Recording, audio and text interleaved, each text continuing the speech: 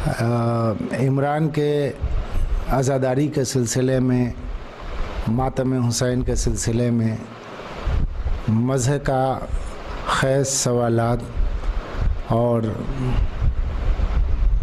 عمران ہی کی مزاج مذہب و عقیدے کے خوارج اور ناصبی اور یزیدی افراد کے یکساں نیت رکھنے والے سوالات کے جوابات آپ سماعت فرما رہے ہیں۔ عموماً یہی کہا جاتا ہے کہ بھئی صحابہ نے کسی کا ماتم نہیں کیا، تو میں نے آپ کے سامنے کنز العمال کا حوالہ دیا کہ خالد بن ولید کا ماتم صحابہ نے کیا، ان کے قبیلے والوں نے کیا، ظاہر ہے وہ سب صحابہ اور صحابیات ہی ہیں۔ اور میں نے سرکار دو عالم پیغمبر اسلام حضرت محمد مصطفیٰ صلی اللہ علیہ وآلہ وسلم کے وفات کے موقع پر سید عالمیہ خاتون جنت فاطمۃ الزہرا اور اصحاب رسالت مآب کا اپنے سروں پہ خاک ڈالنا غم میں، اس کا ریفرنس بھی میں نے آپ کو مدارج النبوت سے دیا، لیکن ایک اہم حوالہ میں آپ تک پہنچا دوں تاکہ حجت تمام ہو جائے کہ ازواج رسالت مآب میں حضرت بی بی عائشہ کے سلسلے میں فقاہت کا اونچا مقام ہے، چونکہ وہ فقیہہ کہی جاتی ہیں تو ان کے عمل سے عالم اسلام استدلال کرتا ہے۔ اور میرے پاس میری نظروں میں ایک ایسی روایت ہے ماتم کے جواز پر، سینہ زنی کے جواز پر، کہ جو دلیل رکھتی ہے، اس سے استدلال کیا جا سکتا ہے۔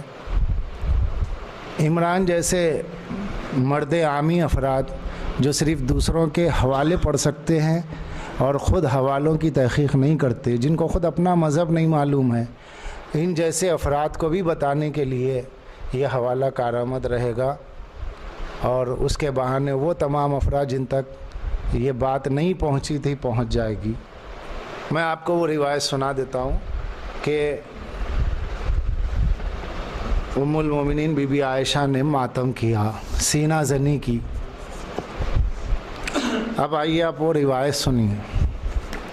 سیرت النبی جلد دوم ابن ہشام، یہ وہی ابن ہشام ہے جس کی طبقات ابن سعد کو پیش کیا جاتا ہے، اور یہ ابن ہشام ان کے شاگرد ہیں۔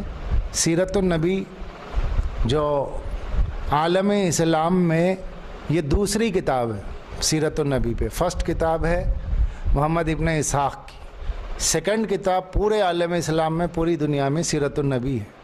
اس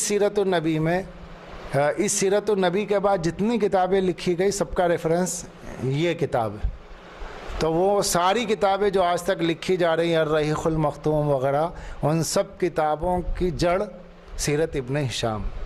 اس کتاب میں مجھے ایک روایت ملی ہے جس کے صفحہ نمبر 803 پر یہ روایت ہے، جلد نمبر 2 ہے، سیرت النبی ہے۔ اس کا ترجمہ کرنے والے مولانا عبدالجلیل صدیقی ہیں، اعتقاد پبلیشنگ ہاؤس نئی دہلی سے کتاب شائع ہوئی۔ اب میں روایت مکمل پڑھتا ہوں۔ مجھ سے یحییٰ بن عباد بن عبداللہ بن زبیر نے، اور انہوں نے اپنے باب عباد سے روایت بیان کی، میں نے حضرت عائشہ کو یہ کہتے ہوئے سنا، جس وقت رسول اللہ صلی اللہ علیہ وسلم کی وفات ہوئی تو آپ میرے سینے اور گلے کے درمیان تھے اور میرے گھر میں تھے۔ وفات کے بعد میں نے آپ کا سر تکیے پہ رکھ دیا اور کھڑے ہو کر عورتوں کے ساتھ سینہ کوٹنا اور ہاتھ چہرے پہ مارنا شروع کر دیا۔ یہ غم رسول میں، وفات رسول میں بی بی عائشہ کا ماتم ہے۔ عمران جیسے چھچورے لوگ سوال کرتے ہیں فوٹوز دکھا کر کے کہ شیعوں کی عورتیں بھی جو ہے اپنے سینے پہ ہاتھ مارتی ہیں، ماتم کرتی ہیں، یا اس طرح کے افراد جس طرح کی بکواس کرتے ہیں، انہیں یہ کتاب دیکھنی چاہیے، انہیں مطالعہ کرنا چاہیے۔ جس مقدس ماں کے احترام میں وہ دوسروں کی خواتین کی توہین کرتے ہیں، انہیں اس بات کا خیال رکھنا چاہیے کہ بھائی جب مقدس ماں نے ماتم کر لیا، اگر اس ماں کے سچے ماں ماننے والے ہو تو تم بھی ماتم کرو۔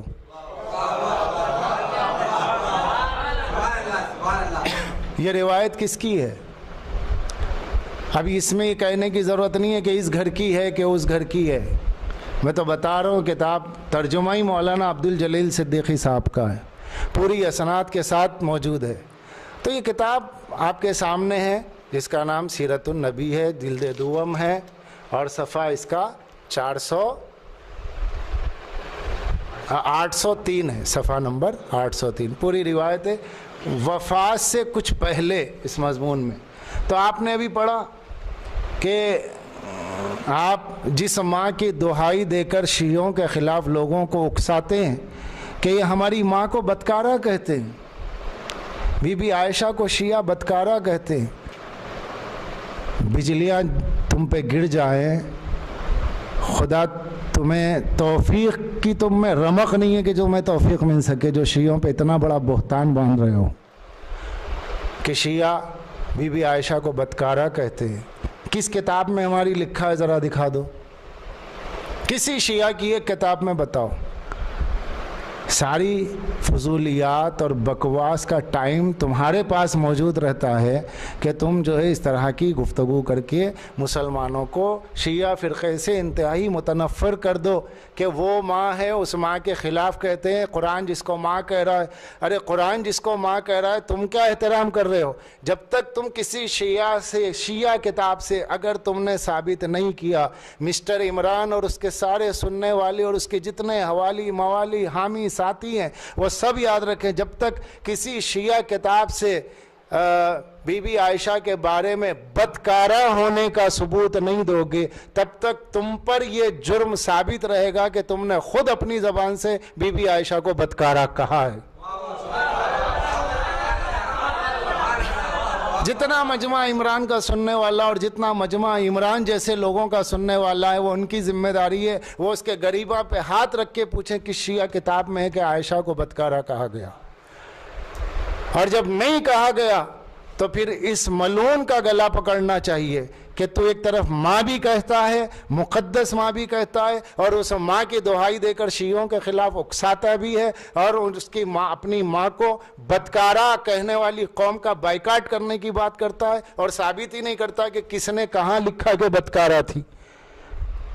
اور میں چیلنج کر رہا ہوں، کسی نے نہیں لکھا، کسی شیعہ نے نہیں لکھا اور نہیں لکھ سکتا، کوئی نہیں لکھ سکتا کہ عائشہ بدکارہ تھی۔ یہ صرف شیعوں کے خلاف اکسانے کی سازش ہے، اور تمہاری سازش کا خمیازہ خود تمہیں بھگتنا ہے، محشر میں بھگتنا ہے۔ یہاں تو تمہاری دنیا کے مزے ہیں، ادھر اپنی ماں کا قصیدہ پڑھو اور خود ہی اپنی ماں کو بدکارہ بھی کہہ دو۔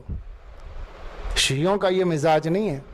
تم اپنے گھر کی خبر لو، تمہیں پتہ چلے گا۔ ایسے حوالے ہمارے پاس موجود ہے، ایسا حوالہ دوں گا کہ پریشان ہو جاؤ گے۔ زیادہ زیادہ تم یہ دیتے ہو کہ نہیں، جب شیعوں کے 12ویں امام آئیں گے قبروں سے شیخین کو نکالیں گے اور اس کے بعد بی بی عائشہ کو قبر سے نکالیں گے، انہیں کوڑے ماریں گے، حد جاری کریں گے۔ علامہ مجلسی کی کتاب میں ہے۔ ارے کتاب میں روایتیں بہت کچھ ہوتی ہیں، مگر ان روایتوں کا مقام کیا ہوتا ہے، وہ کہاں تک قابل قبول ہے، کہاں تک نہیں، اس پہ گفتگو کرو۔ ان روایت کو کس حد تک تسلیم کیا گیا، کس حد تک نہیں، وہ تو بتانے سے تمہیں کتاب مطلب ہے ہی نہیں، صرف ایک الزام تراشی۔ اور اس طرح کی روایتیں پائی بھی گئی ہیں تو علماء نے اس کے قبول اور ناقبول کی بحث کی۔ روایت ہوتی ہے، کوئی قرآن کی آیت تو نہیں ہے، منسوب بھی ہوتی ہے۔ علامہ مجلسی نے اپنی کتابوں میں خود بہار الانوار کے مقدمے میں انہوں نے لکھا ہے کہ میں نے صرف کتابوں میں حدیثیں جمع کر دی ہیں، بعد والے اس کی تحقیق کریں۔ ہاشم المعروفی اللبنانی نے اپنی کتاب سیرت ائمہ میں لکھا ہے کہ اس طرح کی روایات قابل قبول نہیں ہیں۔ جب لبنانی عالم ہاشم المعروفی نے اس طرح کی روایات کو قبول نہیں کیا، محقق ہیں، تو پہلے والوں نے اسے لکھا، بعد والوں نے تحقیق میں ان کے ثابت نہیں ہوا تو اسے قبول نہیں کیا۔ تم اس روایت کو پیش کرتے ہو، اس کی تحقیق کو پیش نہیں کرتے، صرف اس لیے کہ مسلمانوں کے درمیان نفرت ہو۔ تم اپنے گھر کی خبر لو۔ اب میں تمہیں تمہارے گھر کا آئینہ تمہارا آئینہ تمہیں دکھاتا ہوں، تم اپنے آئینے میں شیعوں کے بارے میں غلط فہمی پھیلا دینا اور یہ کہنا بہت آسان ہے۔ اور اس طرح کے لوگ یہ جو بکواس کرتے ہیں، ان کے بکواس کی وجہ کیا ہے؟ اس کی وجہ صرف اور صرف شیعوں کے درمیان نے عامت المسلمین کو متنفر کر دینا کہ واقعی شیعہ کافر ہے۔ اگر اس بنیاد پہ کافر ہے تو پھر وہ سب افراد کافر ہونا چاہیے جنہوں نے بھی بی بی عائشہ کی توہین کی ہے۔ اب میں بتاتا ہوں آپ کو، کتاب دیکھیے شریعت مطہرہ میں صحابہ کرام کا مقام اور غیر مخلدین کا موقف، حضرت مولانا عبد الخالق سنبھلی استاد دارالعلوم دیوبند، سارے وہابیوں کا قلعہ دیوبند ہے۔ دیوبند کا جو استاد ہے وہ اپنی کتاب صحابہ کرام کے مقام اور غیر مخلدین کے موقف میں انہوں نے، عبد الخالق سنبھلی صاحب نے اہل حدیث کے خلاف یہ کتاب لکھی ہے کہ اہل حدیث صحابہ کا احترام نہیں کرتے۔ اس میں انہوں نے ایک بات لکھی ہے، کشف الحجاب صفحہ نمبر 21 کے حوالے سے، اپنی کتاب کے صفحہ نمبر 38 پہ، صفحہ نمبر 38 پہ ہے، جس میں وہ لکھتے ہیں کہ اہل حدیث کا ایک عالم ہے غیر مخلدین کے جد امجد، غیر مخلد ہوئے تو اہل حدیث، غیر مخلدین سے مراد اہل حدیث، غیر مخلدین کے جد امجد مولوی عبدالحق بنارسی نے حضرت عائشہ کے سلسلے میں کس قدر دریدہ دہنی سے کام لیا ملاحظہ ہو۔ اب دیکھیے، قاری عبد الرحمن صاحب پانی پتی تلمیذ و خلیفہ حضرت شاہ اسحاق صاحب لکھتے ہیں، مولوی عبدالحق بنارسی نے ہزارہا آدمی کو عمل بالحدیث کے پردے میں قید مذہب سے نکالا، اور مولوی صاحب نے ہمارے سامنے کہا کہ حضرت عائشہ حضرت علی سے لڑ کر مرتد ہوئی۔ کس کو بولتے ہیں مرتد؟ دین سے پھر جانا، اسلام چھوڑ دینا۔ حضرت عائشہ حضرت علی سے لڑ کر مرتد ہوئی، اگر بے توبہ مری تو کافر مری۔ یہ شیعہ بول رہے ہیں۔ کون بول رہے ہیں؟ دارالعلوم دیوبند کے استاد اہل حدیث کے خلاف اہل حدیث کے حوالے سے لکھ رہے ہیں، انہوں الزام دے رہے ہیں تم اہل حدیث بولتے، معاذ اللہ تم بولتے ہو، ہم نہیں بول رہے ہیں۔ اور ہمارے سر پہ الزام کہ شیعہ توہین کرتے، شیعہ توہین کرتے، شیعہ بدکارہ بولتے، اور آپ کیا بول رہے ہیں؟ مرتد ہوئی۔ اب مرتد ہوئی، اس میں الیاذ باللہ ان بریکٹ موجود ہے، اگر بے توبہ مری تو کافر مری، الیاذ باللہ۔ اور صحابہ کو 5 حدیثیں یاد تھی، ہم کو سب حدیثیں یاد ہے، صحابہ سے ہمارا علم بڑا ہے، صحابہ کو کم علم تھا، صحابہ کی بھی توہین کر دی، بی بی عائشہ کی بھی توہین کر دی، پھر بھی وہ بڑا عالم ہے، ہم کچھ نہ بولے، پھر بھی ہم شیعہ کافر ہیں۔ ایک چھوٹی سی کتاب، ایک کتاب میں ڈھونڈنے میں کیا کچھ ملتا ہے، کتنا مطالعہ کرنے کے بعد یہ چیزیں سامنے آتی ہیں، کتنا تلاش کرنی پڑتی ہے۔ تو عزیزان گرامی، آپ دیکھ رہے ہیں کہ یہ اپنے گھر کا کچرا دوسرے کے گھر میں ڈال رہے ہیں۔ یہ سب آپ کے گھر کی بات ہے، آپ اپنا آئینہ خانہ دیکھیے۔ اتنی نہ بڑھا پاکی داماں کی حکایت، دامن کو ذرا دیکھ ذرا بند قبا دیکھ والی بات ہے کہ اپنی پاکی داماں کا اتنا چرچا مت کیجئے کہ آپ بڑے ماننے والے ہیں۔ ارے جو نہیں مانتے تو نہیں مانتے، بھائی ہم نہیں مانتے، بے شک نہیں مانتے، کیوں مانیں گے؟ کوئی شیعہ ہو وہ بی بی عائشہ کو مانتے کیوں مانے گا؟ رسول کی بیوی ہے، بے شک ہے، زوج رسول ہے، بے شک ہے، امت کی ماں ہے، ازروع قرآن ہے، ازواج امہات قرآن نے کہہ دیا کہ رسول کی بیویاں امت کی مائیں ہیں، تو بے شک وہ امت کی ماں ہے۔ لیکن یہ کہ اس کا مطلب یہ ہے کہ وہ مولا علی کے مقابل میں آئی تھیں، جب مولا علی کے مقابل میں آئی تو پھر اللہ کے رسول نے پہلے ہی فرما دیا تھا، حوا پر کتے جس بیوی پہ بھونکیں گے، میری وہ بیوی غلطی پر ہوگی، اور خبردار عائشہ کہیں تم وہی نہ ہو۔ سارے علماء نے اسے لکھا، سیرت حلبیہ میں موجود ہے، تاریخ ابن کثیر میں موجود ہے، کئی کتابوں میں، کنز الاموال یہاں رکھی ہے۔ یہ ایسے ریفرنس ہے جو بالکل مارکیٹ میں ہر جگہ دستیاب ہے، سب میں موجود ہے۔ اس روایات کی بنیاد پر اور مولا علی کے مقابل میں ان کے غلط اقدام کی وجہ سے شیعہ ان سے روایتیں نہیں لیتے، شیعہ ان سے حدیثیں نہیں لیتے، مگر امت کی ماں رسول کی زوجہ مانتے ہیں۔ ایسا تھوڑا ہی ہے کہ آپ اہل حدیث کے خلاف لکھ رہے ہیں کہ وہ مرتد بول رہی، وہ اپنی کتاب میں لکھ رہے ہیں کہ آپ بدکارہ کہتے ہیں، اور سارے آپس کے جھگڑے آپ لوگ شیعوں پہ نکال رہے ہیں۔ تو پہلے اپنے گھر کی خبر لیجئے، پھر بعد میں ہم پہ الزام قائم کیجئے، جس کا ہم انشاءاللہ جب بھی اس طرح کی بات آئے گی جوابات ضرور دیں گے، لیکن اس اعلان کے ساتھ دیں گے کہ ہم رسول کی زوجہ کو امت کی ماں ضرور مانتے ہیں، مگر ہم ان سے محبت نہیں کرتے، نہ ہم ان سے کوئی روایت لیتے۔ ہم اہل بیت سے روایات لیتے ہیں، بس یہ ہمارا مذہب ہے، وہ پوری دنیا جانتی ہے۔